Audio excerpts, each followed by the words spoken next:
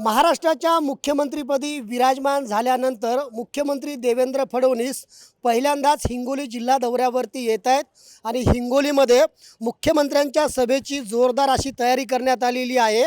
गेल्या 8 दिवसापासून भाजपच्या वतीनं हे संपूर्ण नियोजन करण्यात आलेलं आहे आणि आज 750 कोटींपेक्षा अधिक रकमेच्या विकास कामांचं उद्घाटन मुख्यमंत्री देवेंद्र फडणवीस यांच्या हस्ते होणार आहे आणि यासाठी स्वतः भाजपचे आमदार तानाजी मुटकुळे गेल्या 8 दिवसापासून या संपूर्ण कार्यक्रमाची तयारी करत आहेत।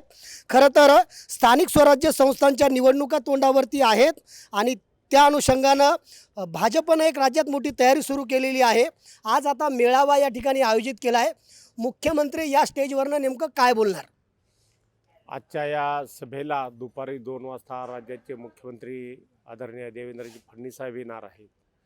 750 कोटी रुपयाच्या रस्त्याचं नळ योजनेचं भूमिपूजन आणि उद्घाटन त्यांच्या हस्ते होणार आहे आणि महिला मेळावा आणि शेतकरी मेळावा असे या कार्यक्रमाचं स्वरूप आहे।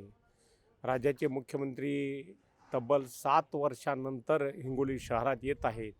त्यांचं भव्य असं स्वागत करण्याचं आम्ही भारतीय जनता पार्टीच्या कार्यकर्त्यांनी ठरवलं आहे। त्या निमित्तानं हा कार्यक्रम आयोजित केला आणि मुख्यमंत्री आजच्या या सभेत निश्चित रूपानं जिल्हा परिषद पंचायत समितीच्या संदर्भात सुद्धा आम्हाला सूचना देतील।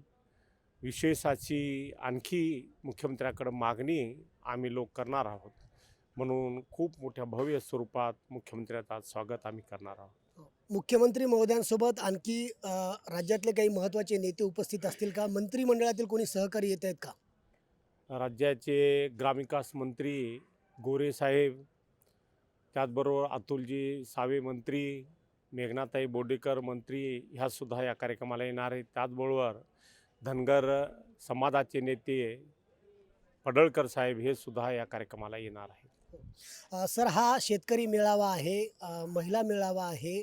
या कार्यक्रमामध्ये तुमचे जे मित्रपक्ष आहेत, शिवसेनेचे काही नेते उपस्थित राहतील का किंवा अजितदादांच्या राष्ट्रवादीचे नेते या व्यासपीठावरती येतील का? तुम्ही निमंत्रण दिले का? हा मेळावा भारतीय जनता पार्टीचा आहे, त्यामुळं ते येतील नाही येतील।